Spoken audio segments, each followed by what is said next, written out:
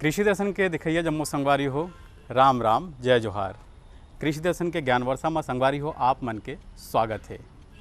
और संगवारी हो जैसे कि हमन गोट बात करथन आत्मनिर्भर भारत के, तो संगवारी हो आप सबे जानते हो कि हमारे जन भारत देश है तेन ह कृषि प्रधान देश हरे, या यूँ कहा जाए संगवारी हो कि हमारे जन भारत के किसान भाई है वो हमार भारत के अर्थव्यवस्था के नेव हरे। तो आत्मनिर्भर भारत में हमन किसान भाई मन के कतका योगदान है, यही हरे हमार आज के विषय है। यही में हमन हा गोट बात करबो, चर्चा करबो, लेकिन ओखर से पहली आप मन बर हवय कुछ खास।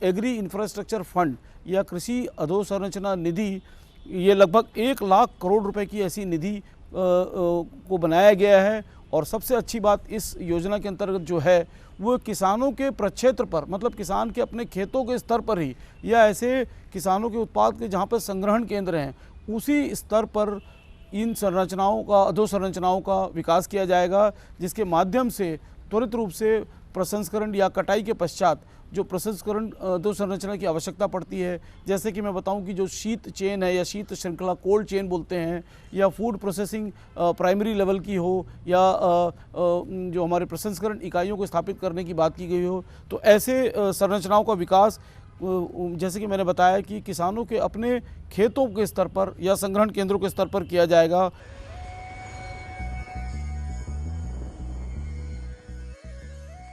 संगवारी हो कार्यक्रम में एक बार फिर से आप मन के स्वागत है। और जैसे कि आज हमन हा गोट बात करत हन, चर्चा करत हन कि आत्मनिर्भर भारत बर हमार किसान भाई मन के योगदान कतका है, तो यही विषय में गोट बात करे बर, चर्चा करे बर संगवारी हो हमार संग में हवय डॉक्टर R.K. वाजपेयी जी, प्रमुख वैज्ञानिक, इंदिरा गांधी कृषि विश्वविद्यालय रायपुर ले। डॉक्टर साहब आपके हमारे कार्यक्रम में बहुत बहुत स्वागत है। और जैसे कि हम सबले पहली तो यही जानना चाहबो कि हमारे भारत देश के कतका प्रतिशत मनखे हा कृषि जीवन यापन करत है, संगवारी हो कृषि आधारित जीवन यापन करत है, और हमार GDP में एकर कतका योगदान हवय। भारतवर्ष एक कृषि प्रधान देश है और कृषि प्रधान देश में कृषि का कितना योगदान है इसको आप इससे समझ सकते हैं कि जिस समय भारत स्वतंत्र हुआ था उस समय, लगभग मैं इस समय की बात जो कर रहा हूँ 1950 के आसपास की बात है, तब जो भारत के सकल आय का जो है लगभग 60% हिस्सा जो है कृषि से प्राप्त होता था। लेकिन जैसे जैसे हम प्रगति करते गए हम ये देख रहे हैं कि भारतवर्ष में कृषि से होने वाले आमदनी का हिसाब जो है घटता चला जा रहा है। आज की परिदृश्य में अगर हम देखें तो लगभग 18 से 16% के बीच में जो है हिस्सा केवल जो है हमारे भारतवर्ष में कृषि से प्राप्त हो रहा है। तो आप देख रहे हैं कि लगातार जो है कृषि से प्राप्त होने वाली आय जो है वो घटती चली जा रही है। इसमें हमें विशेष रूप से ध्यान देने की आवश्यकता है, क्योंकि एक कृषि प्रधान देश होने के नाते हमको कैसे अपने घरेलू उत्पाद में कृषि के योगदान को बढ़ाया जा सकता है, इसके ऊपर ध्यान देने की आवश्यकता है। तो संगवारी हो आप मन सुने देखो कि कैसन ढंग के गोट बात ला हमार डॉक्टर साहब आप मन ला बताई से। अब बात करते हैं कि आत्मनिर्भर भारत में हमार किसान भाई मन के या हमार कृषि के जन औद्योगिक विकास है ओमा कतका योगदान रखते। आओ जानथन ये विषय में काय कहते डॉक्टर साहब सुनथन। आपने ये भी बहुत अच्छा प्रश्न किया है, क्योंकि भारत एक कृषि प्रधान देश है और कृषि से ही हमारी जो इंडस्ट्रीज़ हैं इनको रॉ मटेरियल या जिसको हम कहें कि कच्चा पदार्थ जो है प्राप्त होता था।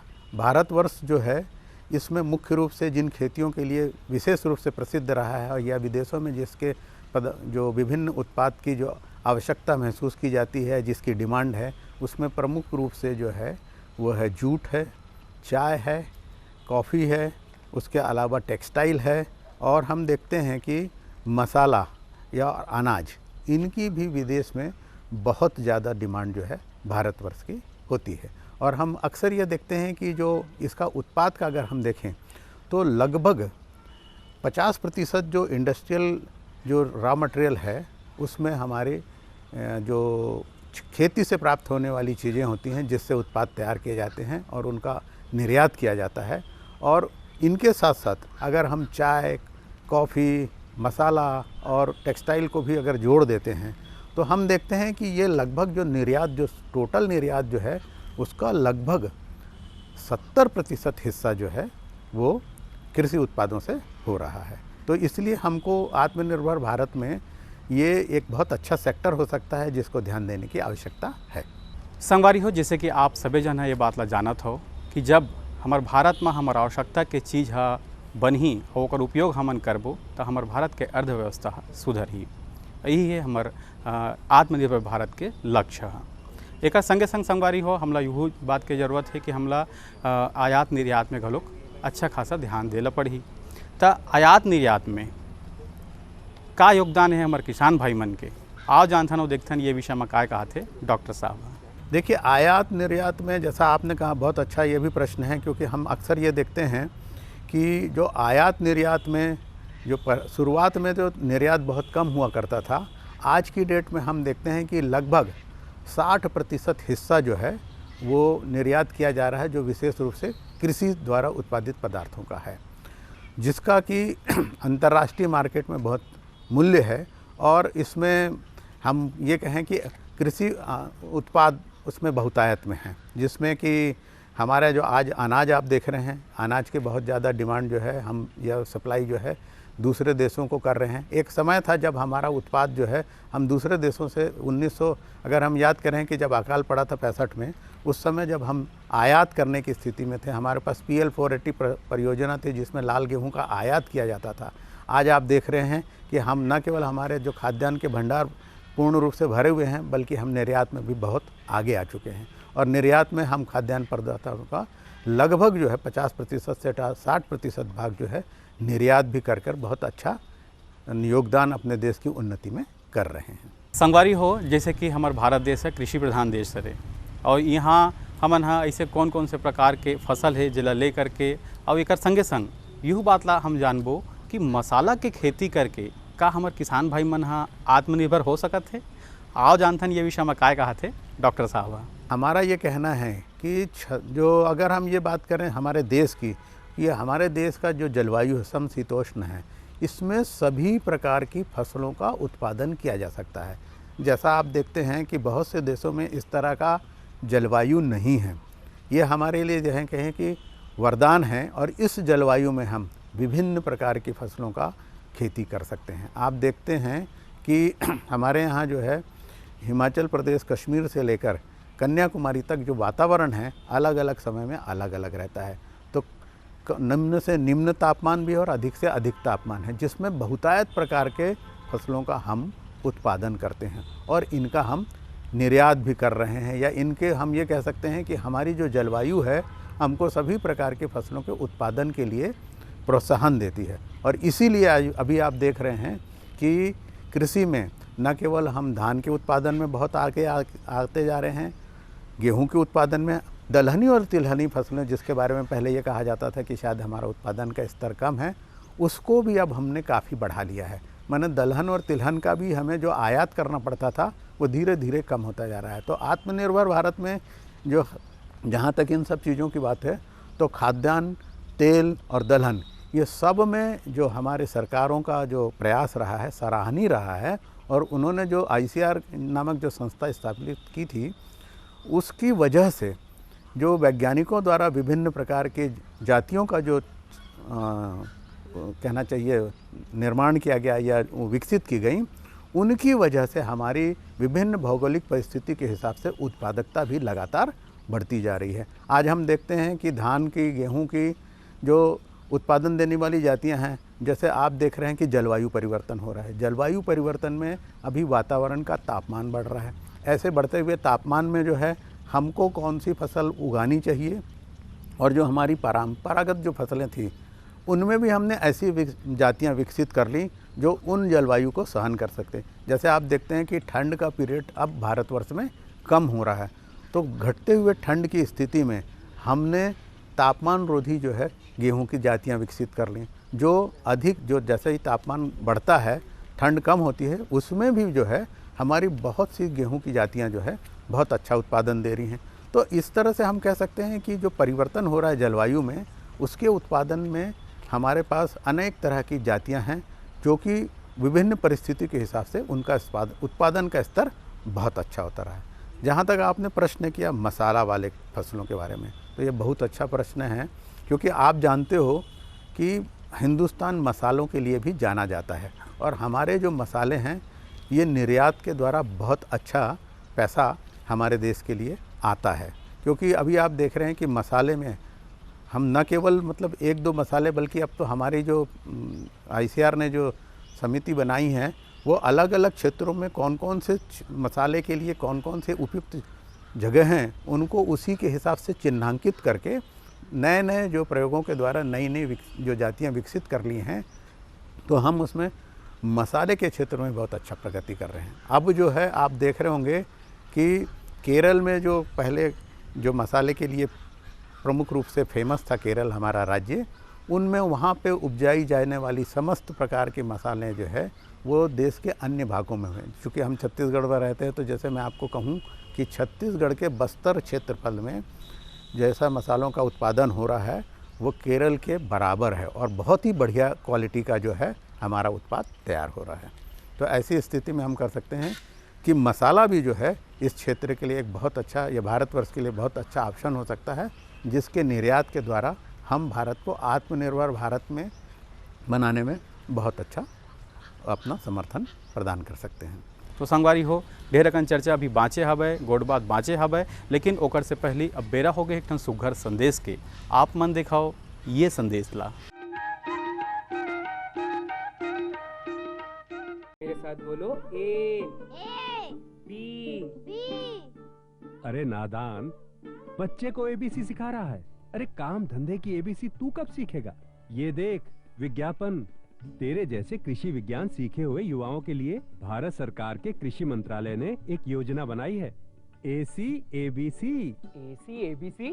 जी हाँ, AC/ABC यानी एग्री क्लिनिक्स और एग्री बिजनेस सेंटर। इसके तहत कृषि विज्ञान पढ़े युवाओं का चयन होने पर उन्हें मुफ्त ट्रेनिंग दी जाती है और हाँ, अपना कारोबार चलाने के लिए बैंक से लोन भी मिलता है।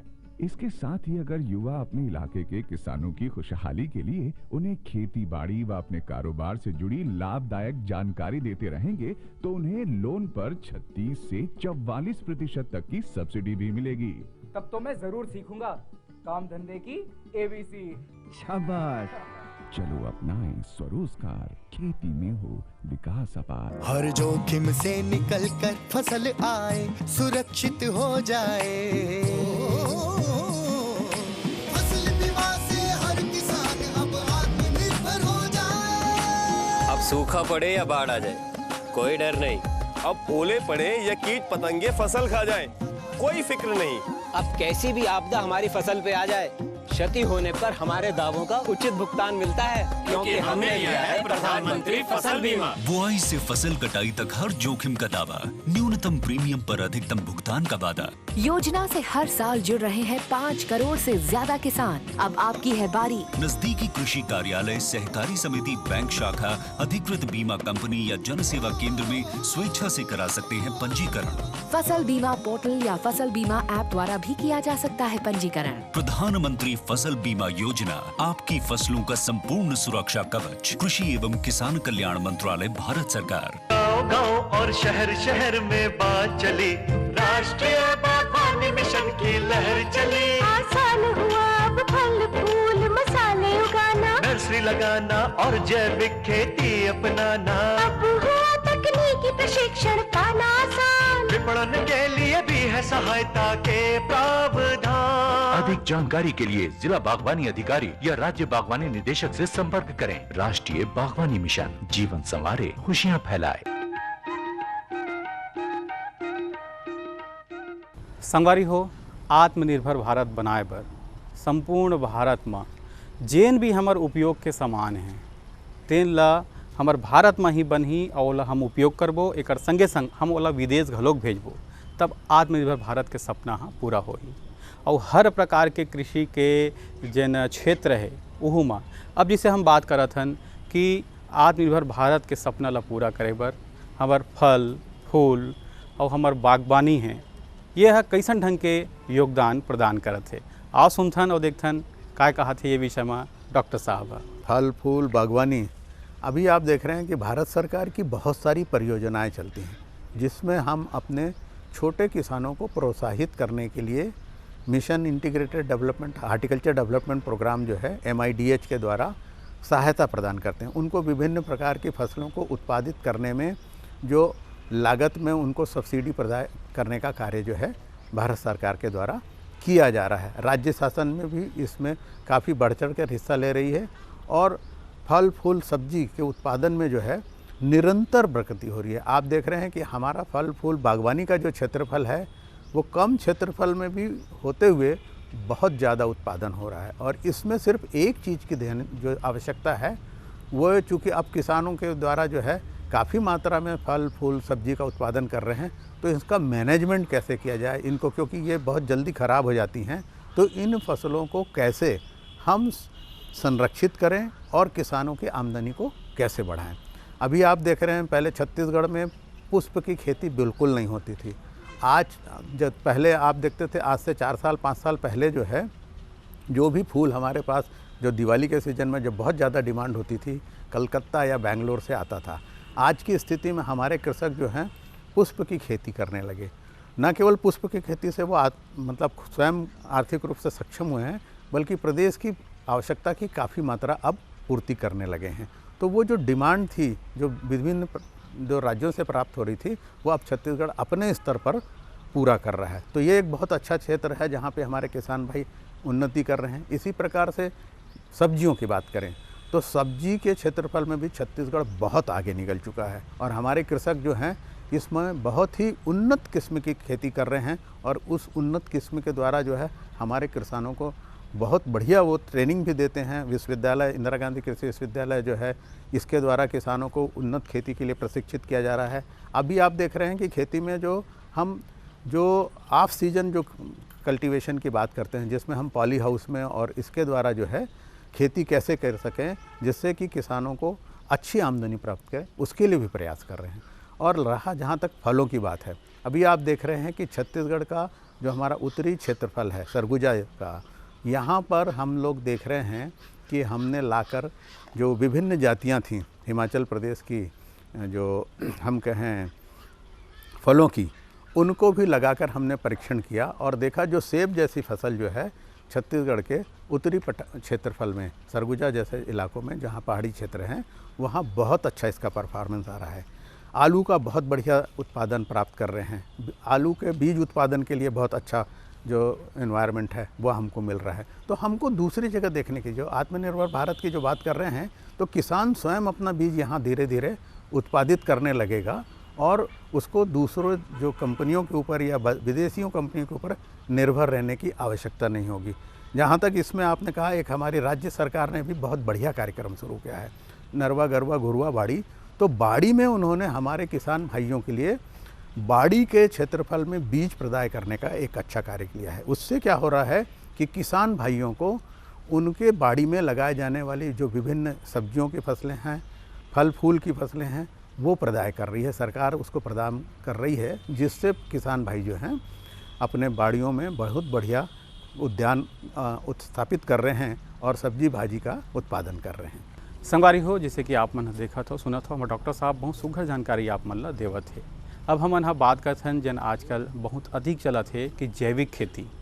तो संगवारी हो जैविक खेती करके और ओकर संगे संग हम आयुर्वेद के खेती करके दवाई के खेती करके का हमारे किसान भाई मन हाँ आत्मनिर्भर बन सकत है? काय कही थे ये विषय में हमारे डॉक्टर साहब आओ देखथन और सुनथन। छत्तीसगढ़ का अगर हम देखें तो लगभग 40 से 42% भाग जो है वन आच्छादित है और हमारे जो वन उपज हैं उनका उत्पादन जो है हमारे किसान भाइयों को जो उसका लाभ नहीं मिल पा रहा था। सरकार ने इस पर भी अच्छा प्रयास किया है और अब हम देख रहे हैं कि जो जंगलों में उत्पादित होने वाली जड़ी बूटियां हैं इनके सस्टेनेबल तरीके से हम कैसे इनकी कल्टीवेशन किया जा सकते हैं या इसका उत्पादन कर सकते हैं, इसके ऊपर भी सरकार ने ध्यान दिया है और उनको न केवल माने संरक्षित करके उसकी खेती करने की जानकारी दे रहे हैं बल्कि उनके मूल्य संवर्धन के द्वारा जो आयुर्वेदिक दवाइयों की जिसकी आपने बात की उनके द्वारा हम जो है बहुत सारी दवाइयों का निर्माण जो वन स्तर पे जो वन उपज समितियों के द्वारा जो हमारे सेल्फ हेल्प ग्रुप जो सरकार बना रही है उनके द्वारा तैयार कर रहे हैं। पहले आप जानते थे केवल हरा भरा आंवला ही लोग जानते थे, आज आप देख रहे हैं छत्तीसगढ़ का मैं एक छोटा सा उदाहरण देता हूँ। आप भली भांति परिचित हैं बीड़ी पत्ते के बारे में। बीड़ी पत्ते से कितनी आय होती है हमारे प्रदेश को आप बहुत अच्छे जान, लेकिन इसी तरह से जहाँ पे हम 40 से 42% वन आच्छादित क्षेत्रफल है, इसमें तरह तरह के जो है हमारे वन औषधि पौधे हैं। सिर्फ आवश्यकता है कि हम इनकी जो है मार्केटिंग हमारे किसान भाइयों को दो, प्रोसेसिंग की जगह हम अगर थोड़ा सा व्यवस्थित कर दें तो किसान भाई जो है न केवल इनको संरक्षित करके खेती करेगा, संकलित करेगा, बल्कि उनका मूल्य संवर्धन करने का कार्य भी करेगा। और मुझे अब लोकल स्तर पे होगा तो बहुत कम कीमत में और बहुत अच्छी क्वालिटी का हमारा जो है दवाइयाँ निर्मित होगी, जिसमें उसकी गुणवत्ता के आधार पर विदेशों में इसकी अच्छी डिमांड भी होगी। तो संगवारी हो आप मन देखत हो कि कैसन ढंग के जानकारी हमारे डॉक्टर साहब आप मतलब देवत है। आप मतलब बिल्कुल समझ में भी आत हुई कि आत्मनिर्भर भारत के का सपना है वाला हम कैसन ढंग के पूरा कर सकत हन और हमारे किसान भाई मन के कैसन कैसन योगदान ओमा लगत हवे। अब हम बात करते संगवारी हो कि पशुपालन के क्षेत्र में, मछली पालन के क्षेत्र में कैसन प्रकार के योगदान हो सकत है आत्मनिर्भर भारत पर, यही विषय में गोट बात करत थे, चर्चा करत थे हमारे डॉक्टर साहब है। आओ देखथन और सुनथन वो है काय कहा थे। भारत में ये बोलते हैं ना, हम आजकल अगर कहें तो खेती को हम केवल एक खेत के तरह से न देखकर समन्वित खेती की तरफ देखने की आज की आवश्यकता है। इंदिरा गांधी कृषि विश्वविद्यालय जो है, इसने 1 एकड़ क्षेत्रफल से लेकर के आगे जितना भी बड़ा किसान का क्षेत्रफल है उसके हिसाब से मॉडल्स तैयार कर दिए हैं। अगर किसी किसान के पास 1 हेक्टेयर अगर खेत है तो उसमें उसको क्या क्या चीज़ें उगाना चाहिए, कैसे उगाना चाहिए, उसका पूरा मॉडल बना दिया है, जिसमें ये सारी चीज़ें हैं जो आपने पूछा। इसमें मुर्गी पालन, बतख पालन, मछली पालन, फिर फल फूल, सब्जियां और उसके बाद अनाज दलहन की फसलें। तो ये सारी चीज़ें जब समन्वित रूप से जब किसान करेगा, जिसको आजकल हम इंटीग्रेटेड फार्मिंग मॉडल कहते हैं, उसमें जब समन्वित रूप से करेगा तो निश्चित रूप से वो बाहर जाने की उसको आवश्यकता ही नहीं होगी। भले क्षेत्रफल कम है लेकिन उसको सतत आय प्राप्त होता रहता है। ये एक बहुत बड़ा एक योगदान होगा किसानों का। जब वो किसी एक चीज़ पर, जैसे आप देखते थे कि पहले अगर किसी साल बारिश नहीं हुई तो किसान तबाही में आ जाता था, वो त्राही करने लगता था कि मैं कैसे करूं, क्या करूं। लेकिन अब जब उसके पास बहुत सारे सोर्स हो गए आमदनी के, तो वो उनसे अपनी जीविका को बहुत आसानी से प्राप्त कर लेता है। मैं आपको बताऊं, हम लोगों ने अपने प्रयोगों से, मॉडलों से ये बता दिया है कि 1 हेक्टेयर का मतलब लगभग 2.5 एकड़ का जो किसान का क्षेत्रफल है, उससे उसकी सकल आमदनी जो शुद्ध आय अगर मैं कहूँ तो कम से कम 2 लाख रुपये प्रति वर्ष हो सकती है। इसमें मछली पालन है, मुर्गी पालन है, बतख पालन है और विभिन्न प्रकार के फल फूल सब्जियों की खेती शामिल है।